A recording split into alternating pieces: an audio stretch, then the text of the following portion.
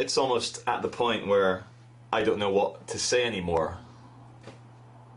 I've been doing this for exactly 2 years, and rather than enjoy the 2-year anniversary of my part in the resistance in central London, speaking with a megaphone against the royal parasite family, I spent 24 hours reminiscent of my time in Toronto, 2 times 24 hours in Toronto, and I didn't think it was going to happen in Great Britain. I have spent the last year singing the praises of the police here, saying they're not thugs. They're not like the North American thugs with the big guns. These Toronto cops who put me in a fucking cage and gave me a mild form of post-traumatic stress disorder, which I'm only dealing with now.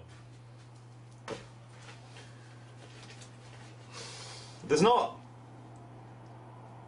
very much I have in me anymore except rage and a very rational hatred of this system which sends these people in fancy dress uniform to my house where I live with my girlfriend, and I am rounded up as a political dissident and disappeared into the system so that the world's greatest parasite display of propaganda and obedience can take place with 2 billion people not even thinking for themselves, just obediently watching the spectacle, can enjoy it.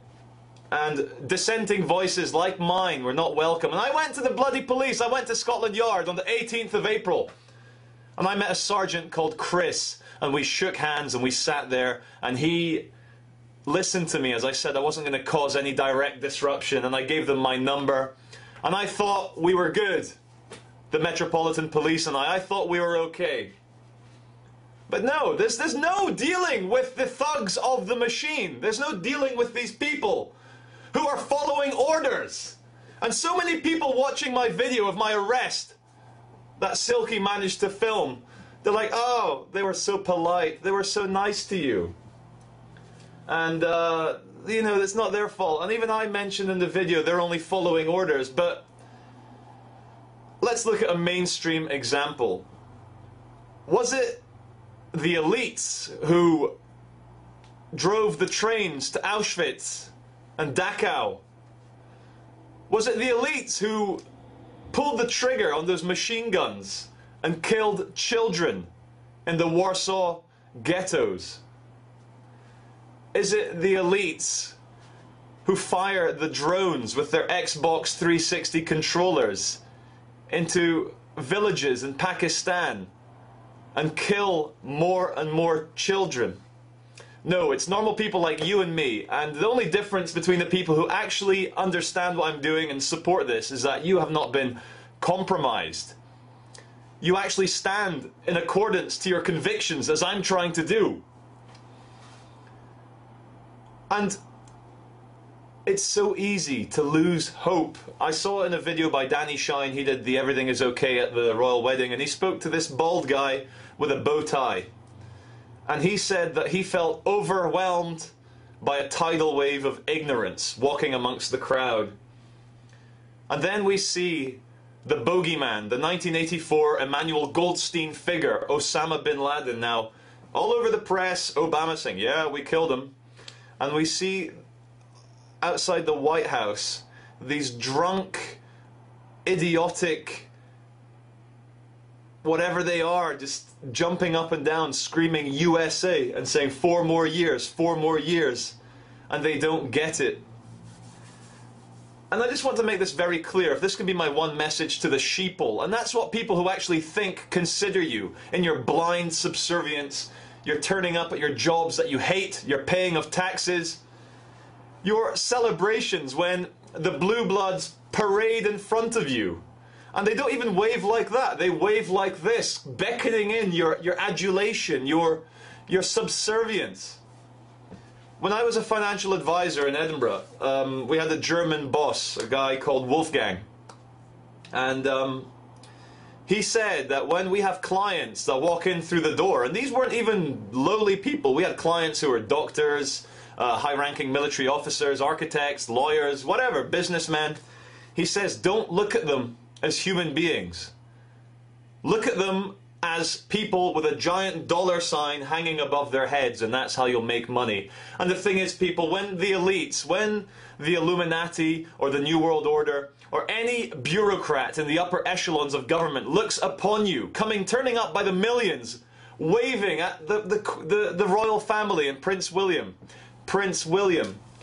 when you get also wound up by their lies, when you obediently turn up outside the White House and say, USA, USA, no wonder these elites want to depopulate you, because they don't see you as human beings, because you're not acting like human beings. And that's the difference between people who are trying to do something nice and I'm trying to do something nice, is that I still see you as human beings. I wouldn't do what I do. It would be so easy. I'm a clever guy.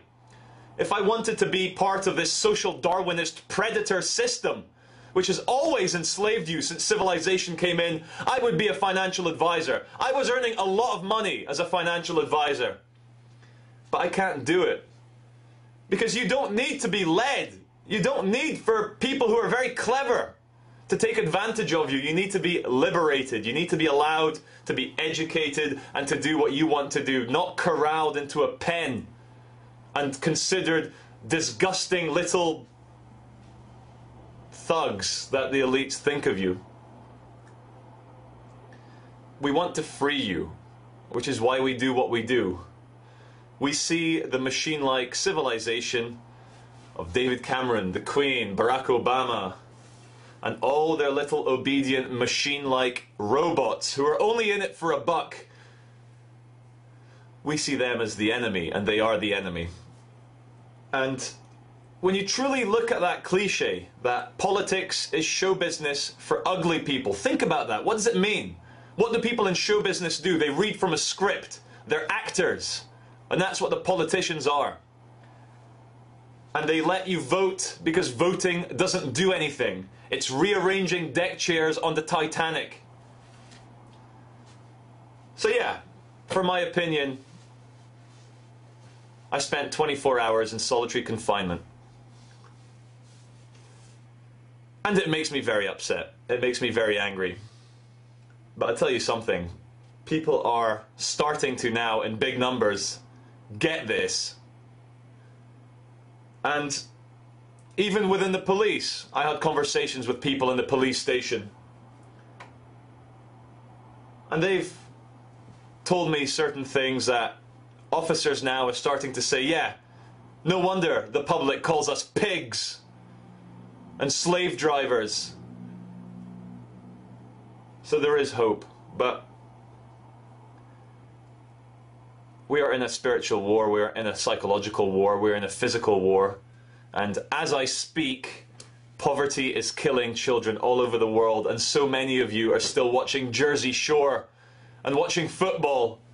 And women, this is the worst part, women, when you should be using your divine goddess energy, that rage that can get through to men. When the women start getting upset, when you start telling the men that they can't kill children anymore, that it hurts you, then you can change this. But they're very clever, and they've distracted you with fashion and perfume and breast implants and music and anorexia and worries about how you look and shopping, shopping, shopping, shopping, so your goddess energy is gone. Anyway, if this fight kills me, I've had a good innings. I've had 30 years on this planet. I've experienced so much more than countless Palestinian children who are killed for Zionism, than countless Brazilian children who live a couple of years and die of poverty, than all those African children and anyone else in this world who didn't get a chance to reach 30 years old, who didn't get a chance to develop a whole YouTube thing and go out there and follow his dreams and speak his mind against what he considers evil. And I just want to say one last thing to the elites, yeah? Like, you can kill me, you can shoot me, you can disable me, you can snap me in half, but you will never get my soul. Because some things are not for sale.